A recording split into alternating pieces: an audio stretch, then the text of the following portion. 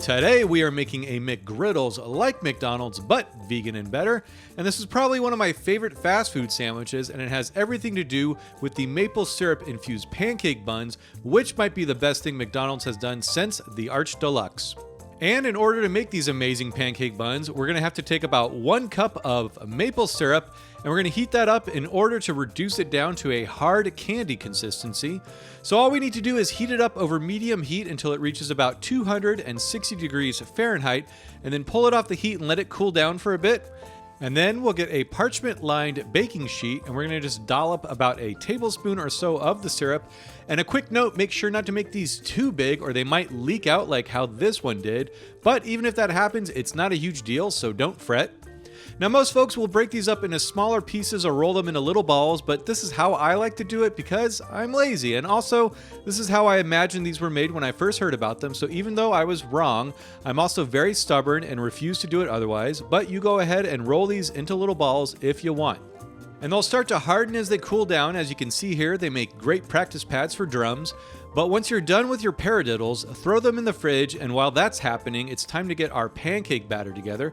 So first we'll put together our vegan buttermilk. I'm going to make a double batch, but for a single batch, use 1 1/4 cup of plant milk, and then add in 1 tablespoon of apple cider vinegar. And we're going to stir that around and let it sit for a good 10 minutes at least. I find the pancakes are fluffier the longer you let the buttermilk rest. And while that's happening, let's get the dry ingredients together, starting with 1 1/2 cups or 180 grams of all-purpose flour. I highly recommend weighing out the flour. And then next is 1 tablespoon of baking powder, 3 tablespoons of sugar, a 1/2 teaspoon of salt, and then in a separate bowl, I'm going to add in a teaspoon of vanilla extract and 2 tablespoons of vegetable oil. And once the buttermilk has had time to sit around and get funky, let's add it to our dry ingredients along with the vanilla and the oil. And then we're just going to mix that up until we see no more dry flour. Make sure you don't overmix. And now, like with the buttermilk, we're going to let this batter rest at least 10 minutes, but up to 30 minutes is great. You can even store leftovers in the fridge for later, as I did, and I think the batter will be good for a few days at least. And also, you can totally store the leftover maple syrup discs as well. Just keep them separated with some parchment paper and add them to a Tupperware like so. Now, once the batter has had time to sit, we'll get a nonstick pan over medium or medium-low heat, and then we're going to grease it up and then add in a 3.5-inch cookie cutter. Give that a good spritz as well. And then we're going to dollop about 2 tablespoons worth of the batter and get one of our maple syrup discs and add that to the middle and press it down just a little bit. And then cover that up with some more of the batter. And then lastly, we're going to add a melting dome to help it cook on top. Now, these took me about 3 minutes per side, but everyone's stovetops are different. So start off with about 3 minutes and take it from there. And then after that, we'll remove the melting dome, and you'll know it's good when the cookie cutter will slide off fairly easily. Now, this doesn't burn if you just grab it the very top and do it quickly. You can also use a silicone mold like this if you're worried about your little fingers or scratching up your nonstick pan. But now we want to give them a confident flip, and if a little bit of it smushes out like that, just scooch it back in with a spatula. Let that pancake know who's boss, and then just cook it for another 3 minutes or until golden brown, and then basically that's it. These are super good on their own. In fact, I ate more than my fair share in the name of taste test. But we're not here to eat maple-infused pancake buns on their own. We're here to make a McGriddle. So keep them warm on a wire rack in a 200-degree oven as you make everything else. And for the sausage patty, I'm just going to use some of this Impossible sausage, which might be my new favorite out there.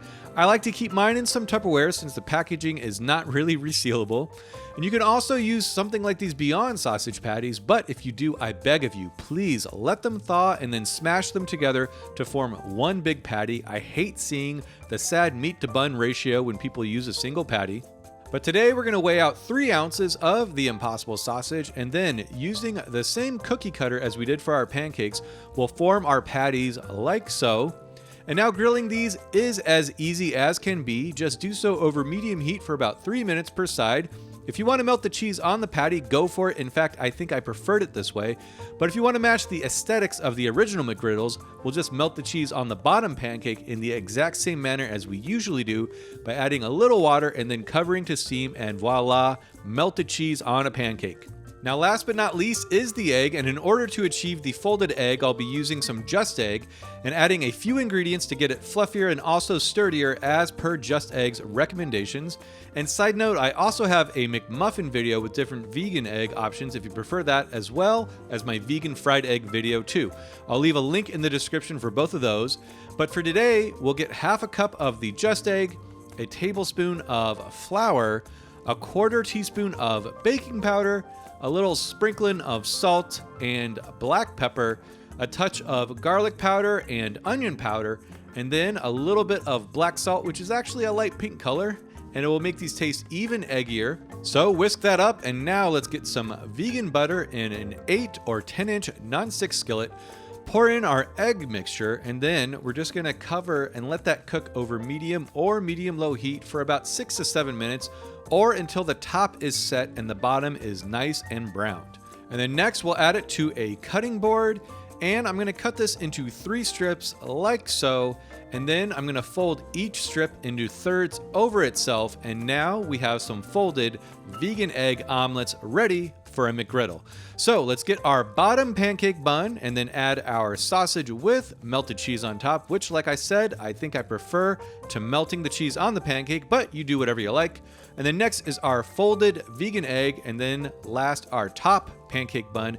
And I gotta say, this thing was so perfect. It's like the salty, sweet, and savory all in one bite, just a wallop of flavor all at once, and it's honestly like eating an entire breakfast plate in sandwich form. It's about as genius as a fast food item can get, and I gotta hand it to McDonald's. This is a smart sandwich. And another smart sandwich is the chicken McGriddles as well. So if you want to make that, why not click right here to make some vegan fried chicken and make one yourself. And if you do, let me know how it goes. I hope you're all doing great, and I'll see ya next time.